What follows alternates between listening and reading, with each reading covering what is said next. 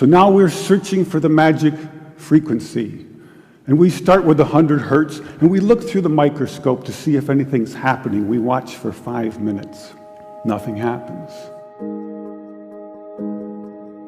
We try hundreds and hundreds of frequencies, if not thousands, until we find the magic combination. Because we believed there just had to be a better way. There had to be a better way. And we think we may have found it. I have here 2 identical tuning forks, both tuned to the note A, the note an orchestra tunes to. These forks are both made to vibrate 440 times per second. We say their frequency is 440 hertz. If I tap this fork, putting little pulses of energy into it, the second fork will also vibrate in sympathy. And if I silence this fork, we just may hear the other singing its tone. We say that I'm inducing a sympathetic resonant vibration in the second fork.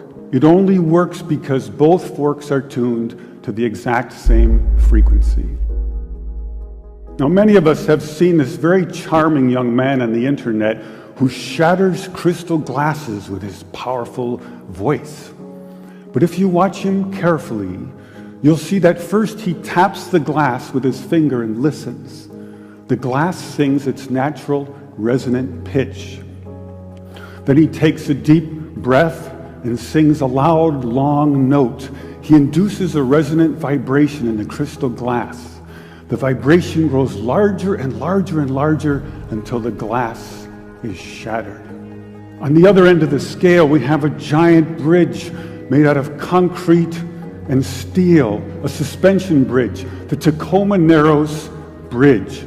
Cars and trucks and buses are going over it every day.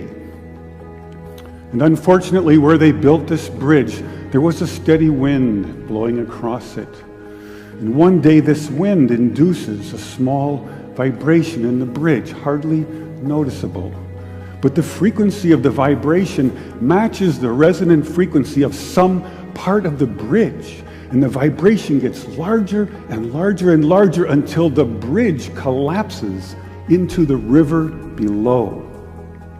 A destructive resonant frequency. So on one end of the scale, we have a giant concrete and steel bridge destroyed by resonance. And on the other, we have a small crystal glass shattered.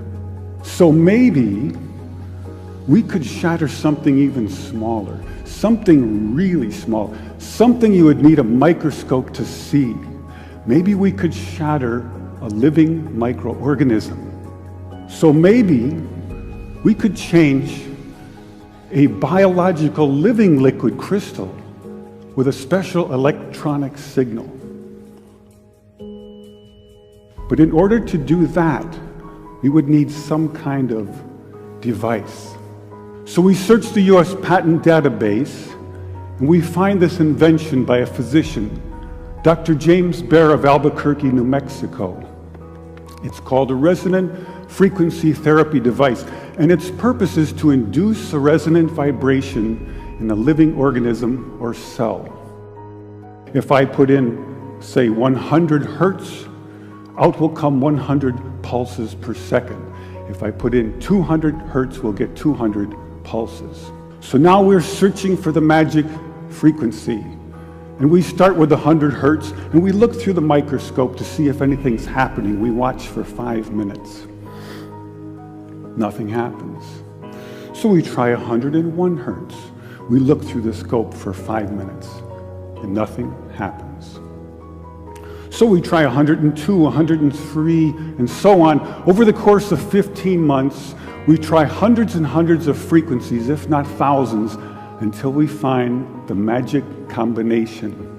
The answer is you have to have 2 input frequencies, one low, one high, and the higher frequency must be 11 times the lower.